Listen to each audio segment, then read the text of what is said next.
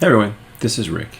If you're old enough, you can remember when making labels wasn't as easy as printing them on a printer, cutting them out with scissors and sticking them on something, or just using your label maker to print something out. I use a little brother PT Cube for labeling my comic books and things. I just send the stuff to my label maker and it spits out. In the old days, even when we did have printers, we had a dot matrix printer that was fed with these little perforations on the outside, and it was very hard. It wasn't easy to make a nice looking label for something. A lot of it was done with pen and paper and masking tape. But you did have another option. There was something called embossing tape, or the brand name of the embossing tape was Dymo. Dymo still makes label makers today. But they were essentially two pieces of plastic that were laminated together with a sticky back, and if you stretched the top layer out, it would turn white. Plastic would turn white, so you would emboss or press. You'd turn and press the letter in, and it would make it bump up, and those labels or stickers. So it's pretty common. I have a friend that has a full run of the McFarlane comic books, including ASM 300 and 316 and all the rest, with these Dymo labels on the top, on the cover, and they read Whiz. They say Whiz on it. I don't know if Whiz was a comic book store, I don't know if it was a kid.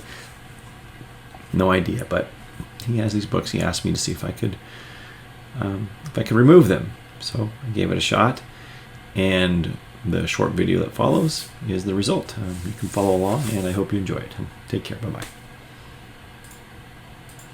Here real quick. So this is Rick, and what we're going to do is try to remove one of these. These are one of those Dymo labels that you used to see in the olden days. Someone named Wiz put it on a whole run of, apparently, of these McFarlane Spider-Man books, and we're going to try to remove it here today. So there we go. Okay, so here's what we're going to do, Max. We are going to take some of this naphtha here, and we're going to rub it on the back of a sticker. And we do this a couple times until it is soaking through the paper. And the reason is that the adhesive has managed to fuse its way all the way onto the back side too? Exactly. We're going to loosen up the adhesive from the other side around, and then we're going to wipe it on the front. And this will help. We don't have to use naphtha. You can use isopropanol works. We just happen to have naphtha right here, right? So, and we got this thing warm, so it's a little bit more flexible. And it's not quite soaked through yet, so we're going to give it a little more. How much of the naphtha here can you use on it before you have to start worrying about, say, the little black inks on the make up the spider web there on the front cover? I don't think they'll come off at all, actually. I think you're okay with that. So we're just going to leave that like that for now, and we're going to come up with our tool here. And this one you've seen before, so. Oh yeah. And it's probably not going to come up. So we're going to have to try this a few times. We'll get it. And it's baby steps, right? But watch this here. A little bit of give. Oh. Yeah. And so we might have to come back and do more of this, but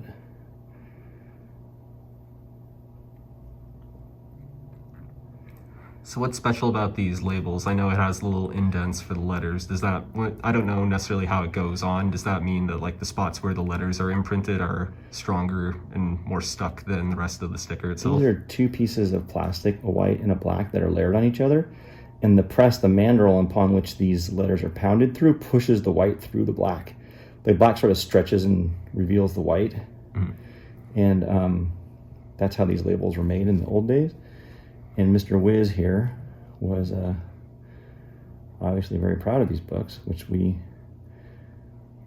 commend him for being proud of. But this ain't no pedigree. Right, yeah, exactly.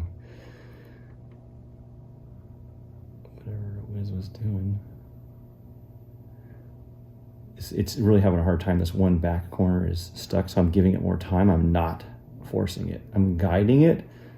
I'm not forcing.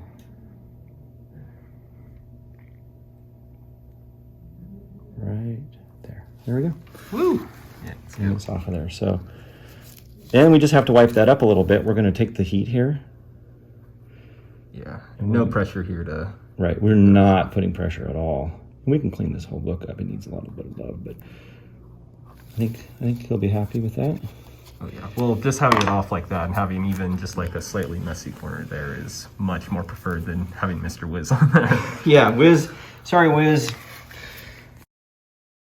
Or Wiz you is. All right, that's it. Let's clean it up and press it. See what it looks like for him, okay? How did you think? What did you think? Was that a good one?